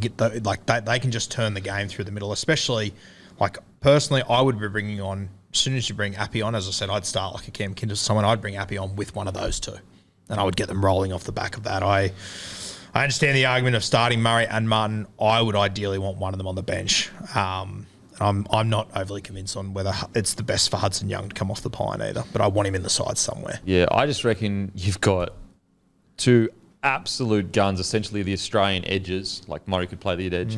Why not get them on the field for as many minutes as possible when the footy is at its highest quality? Yeah, on the edge especially. To have Cam Murray sitting there for the first 20 while the game is just so intense, I just don't know if it's worth it. Australia, we can afford to do that because it's the Australian side. Yeah. I don't know if New South Wales can afford to do that. No, So if you're going Payne Haas in the front row next game with Junior, Junior, most likely, depending on like if Jake can make a miraculous return, but yeah. yeah. And then, so let's say Gerbo's not available, for example. Who do you go with then? Regan Campbell-Gillard's not available. Do you... Probably Stefano as my big bopper. Okay. Then maybe Tyson, Hudson. Big ask for Stefano to go to Suncorp. Do you turn to like a Saifidi or do you... Yeah, I could go. I'll tell you what, like if Gerbo's not available, do you even consider like ringing Dale Finucane? Going to Suncorp. We need some fucking grit in our side. Yeah, I like having one big bopper on the bench, like big bopper. I think you need it. Yeah, at least one of them. Whereas Tyson, Hudson can both play in the front row if they had to. So I'd probably go... Stefano was the 19th man this week, Yes. I think. Yeah. So I'd see how Saifidi goes as well, Daniel Saifidi. If he's killing it, then for sure consider him. But look, if Reece Walsh can go over to Adelaide and do what he did, why can't Stefano come on and kill it like Saifidi did in his debut? Would you go with him, Stefano? I think so. Okay. Depending on how they play over the next week or so. Yeah, fair. You want someone to put their hand up. Yeah. But like Stefano's been outstanding these last few weeks. Young, athletic, super big. Get him on, go hard for 20 minutes. Then I don't mind the chat without a Jake Trebojevic about getting someone in. I think we need someone who's like our that. rock solid. But that's where I dependent. feel like that's when you move Murray into That's the where middle. and I do you like bring- that chat. You start him on the edge there. You bring on Hudson Young or Tyson Rizal. You move Murray into the middle to I lock like her that. up. I like that. And then you're good to go. That's Yeah, what okay. I'd be doing. I like that. Fuck. Do you pick Hines? I just don't see the game plan for him, unfortunately. I think it was really wasn't unfair. That was his job to go on and defend. I felt super sorry for him because he basically got on and then was at centre and Munster decides to do his crazy play. And that was really the only opportunity that he got. But I just struggled at how to get him into the game. The only way you can really do it is if you do what Ben Hunt and Harry Grant do.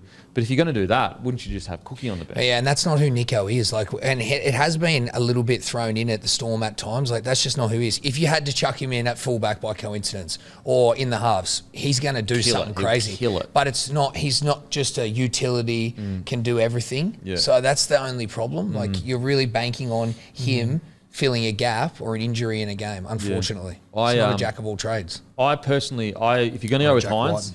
Yes. If you're going to go with Hines, I reckon you start him. I reckon you make him one of the halves pairing. Just let him light it up. Oh, mate. I think he would kill it at Origin level. He would kill it. But it's just a matter of... When you look at... Like, for the fact that he was essentially sitting on the bench until there was a HIA... If Tommy doesn't get HIA, he probably doesn't get any minutes. That's the problem. You've got a bench player there who is basically there to cover for an injury, which is that's a problem. You want to have a guy that's part of the kind of game plan, I think. But I am happy that Hines got his debut because he deserved. Fire, he's been playing good. It's a Daily M winner. Like, you'd love to see him. Like, what a pass to anyone, anything. It's not a problem for him. And in Origin, just like, I love it. He looked good in that Blues jersey. He did look damn good in that Blues jersey. Wet the whole 80 minutes. Would you go with Hines at 14? I don't know. I can't get inside the head of Freddie. I just couldn't see a spot where he was going to be utilised. Same as you guys. I'll tell you what did disappoint me a little bit, and this will sound like I'm having to go at Nico. I'm not. I think it's a New South Wales problem, not a Nico problem. Bring this guy on. We need him to play against 12 players, 10 minutes with us in front. And I look at Queensland, and like in that 10-minute period, your centres are what? Ben Hunt. And who was it? Fafita? Cotter. Maybe Fafita went. Whoever it was, give you a hot tip, they weren't a centre. Yeah. You know what I mean? And once again, not a Nico thing, it's a New South Wales thing. I just always feel like when Queensland put guys out of position, they just make it work. They just find a way to make it work. And I don't know. I don't know if it's a cultural thing. I don't know what it is, but I just don't feel that same confidence with us. Maybe I'm being unfair and I'm happy to be called out on that. But... Yeah. Like, you look over the years, whether it be Mozambique, Michael Morgan, Kurt Capewell played centre a couple of years ago and handled Tom Trbojevic. Hammer got picked out of nowhere to play centre, handled Tom Trbojevic a couple of years ago. It just seems to be these Queensland guys, you chuck them in unusual positions and they just make it work. Yeah, I mean, I don't know what to say with that. Like that is the Queensland thing that seems to be synonymous with the Queensland jersey. But as I said, look, really disappointing for the Blues. There's no denying that. Yep. But I don't think they're that far off. I really don't. Like, yes, Queensland didn't play close, like as good as they could have, but I know it's going to be doom and gloom for the next 7 days. Everyone's going to be calling for heads. There's still 2 games left in this year. The series is not won. Long way to go. There's a long way to go. You got a gun side. Tedesco, as we said, one of the best Origin players.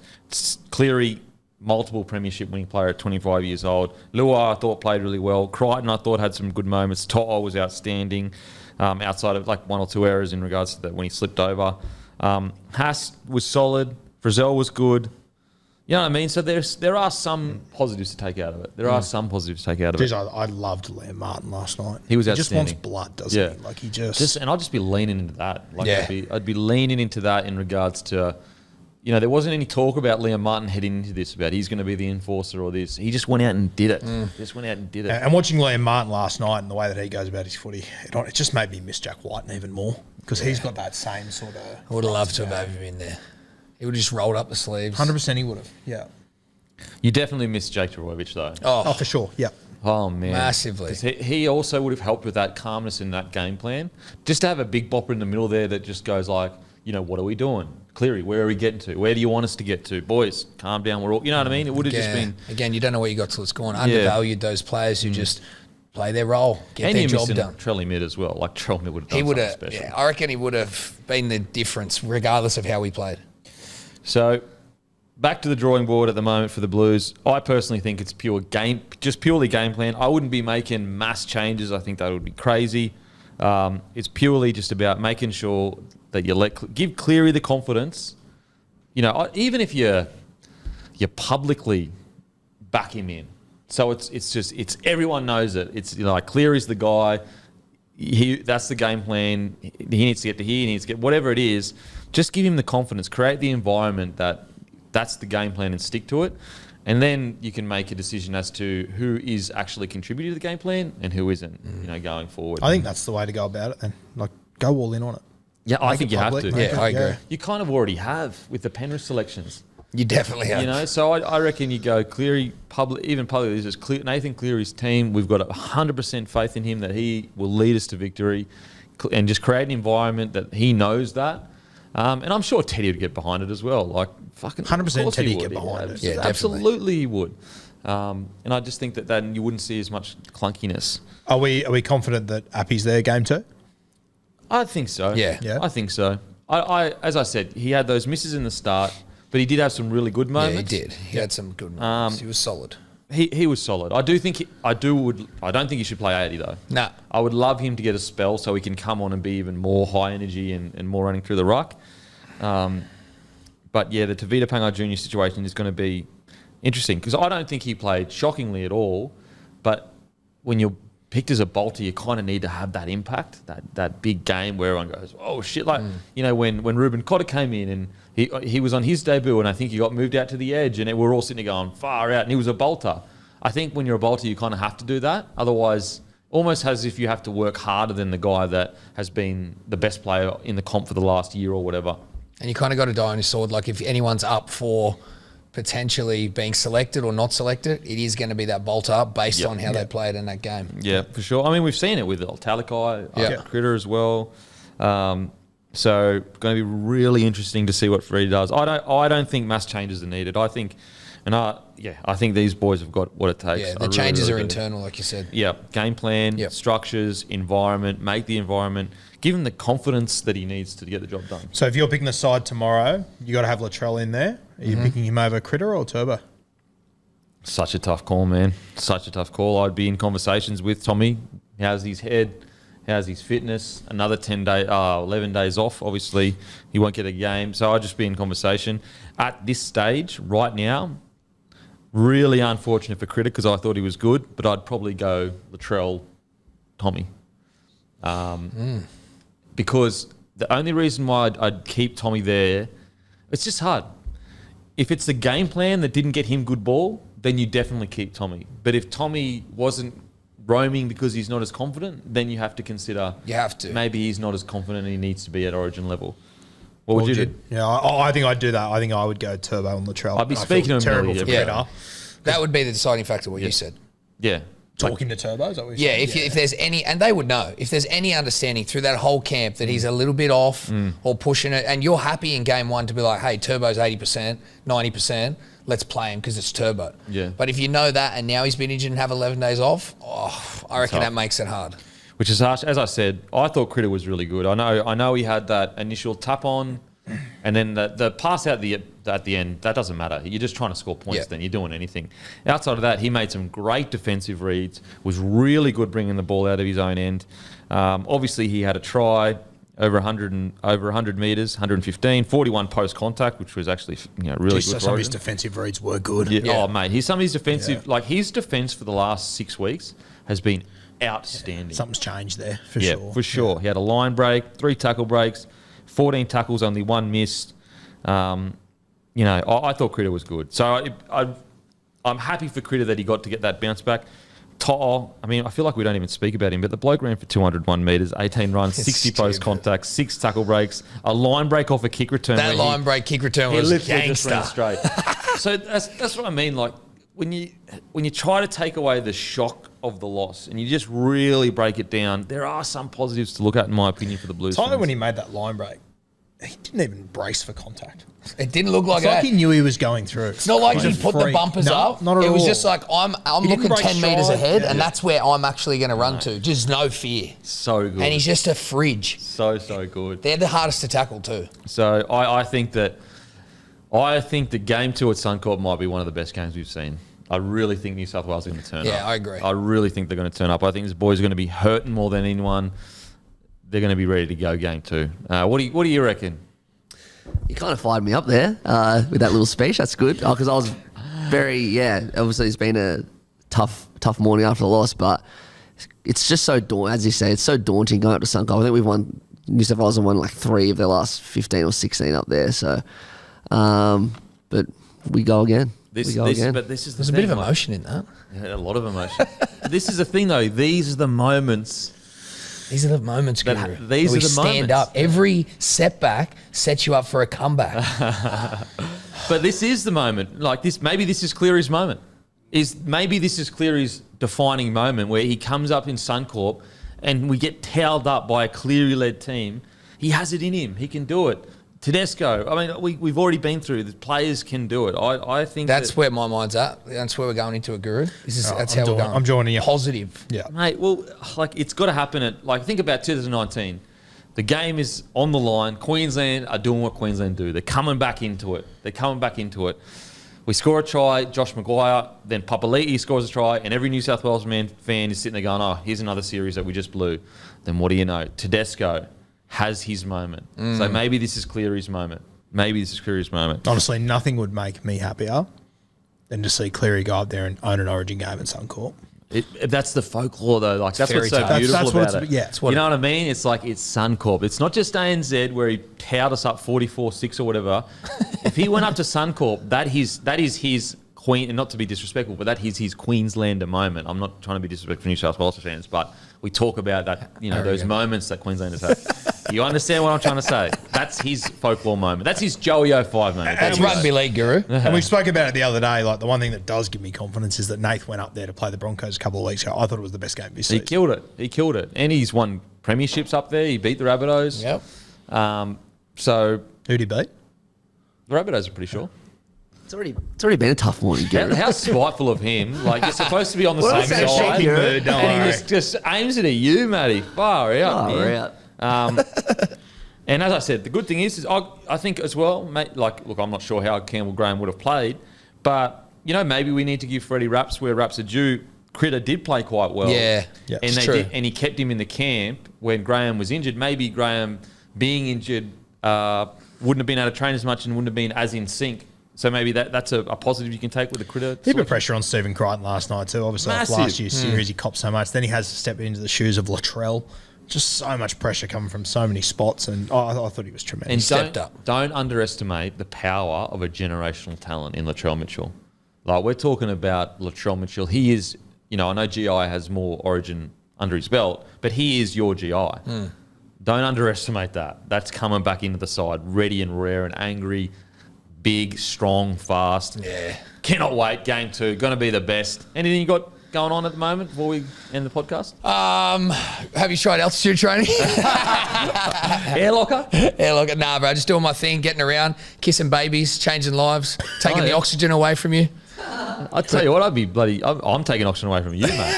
Look at the fucking beak on me. Would I pass out if I went in there with No, this the beak? thing is, it would actually be easier for you because you're consuming copious amounts of oxygen. Okay. So I get simulated, high. yeah, the altitude can only do so much. Everyone else is elevated at 3,500. You're at 2,000. I think we've already... we haven't really previewed. Should we preview the round quickly? How many games are there? We'll just do tips. There are 8 games, so it's basically a full round. No, there's 7. Oh, we've already done the tips. There's 3 teams on the bye. We've already done tips. We did them on Monday. Already did them on Monday at the end of the show. That is us done and dusted. Grab a case of Bloke beer for the weekend, the beer of rugby league. And as usual, I'll go and fuck myself. Thank you.